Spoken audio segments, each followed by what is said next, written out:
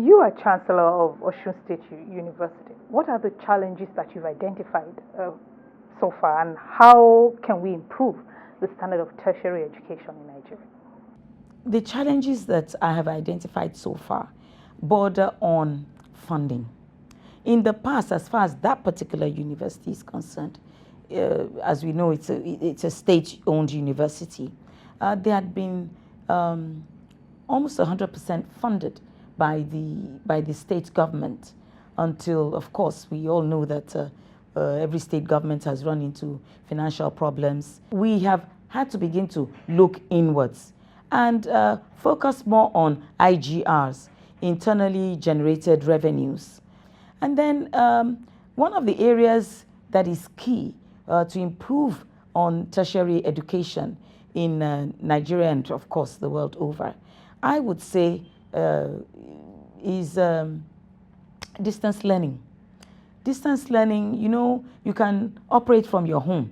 Tell us about the work of the National Heritage Council and Endowment for the Arts, and why it's important to ensure the protection and conservation of places and objects of heritage significance. We need to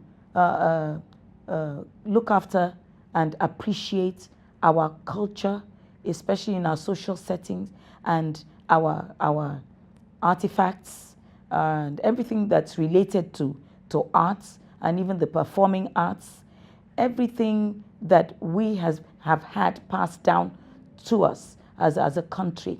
And we need to be proud of them. We need to liaise and partner with the communities around us to ensure that all these things are properly looked after so that we can pass them on to the next generation.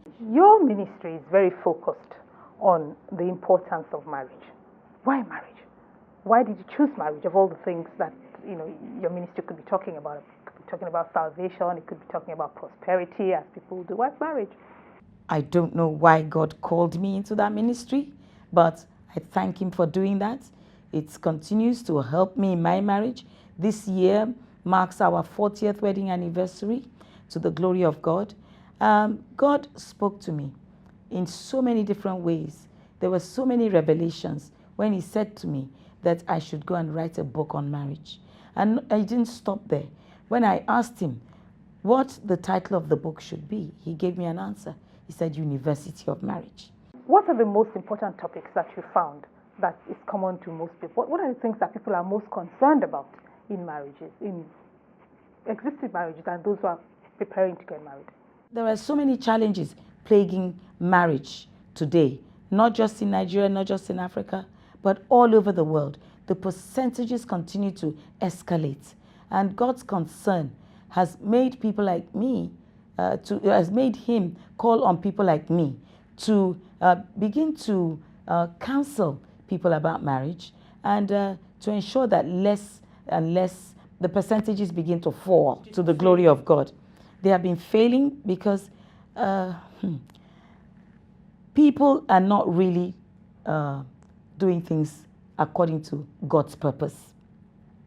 We need to go back to the grassroots. We need to go back to how our mothers and fathers used to do it.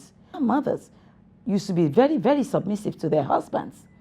And the men have to love their wives and look after them. And they used to look after them a great deal. You work with your husband and your children. How does working together in a family business positively impact a marriage?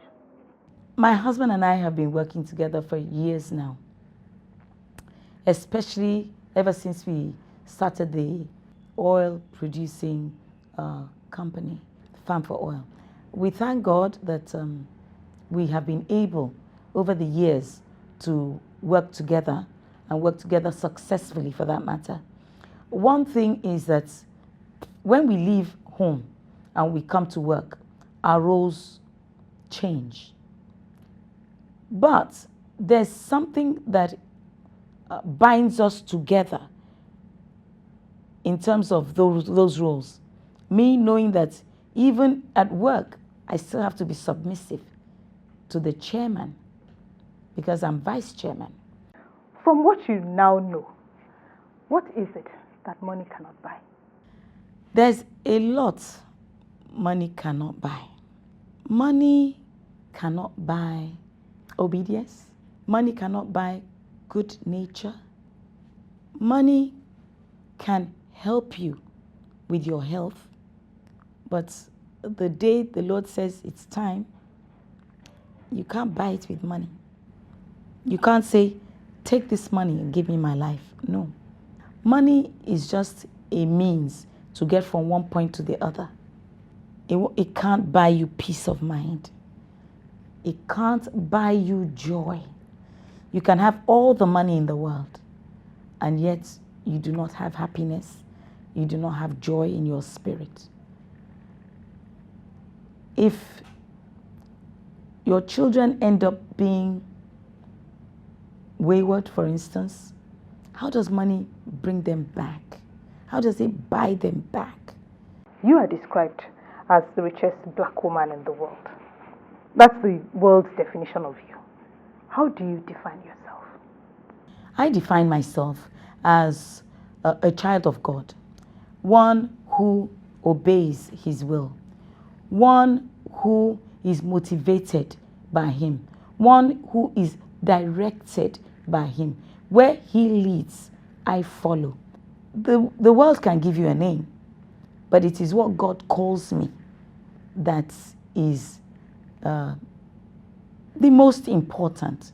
And He calls me the daughter of Zion, and I give Him glory. Mrs. Folorunsho Alakija, we thank you for your time. Thank you for having me.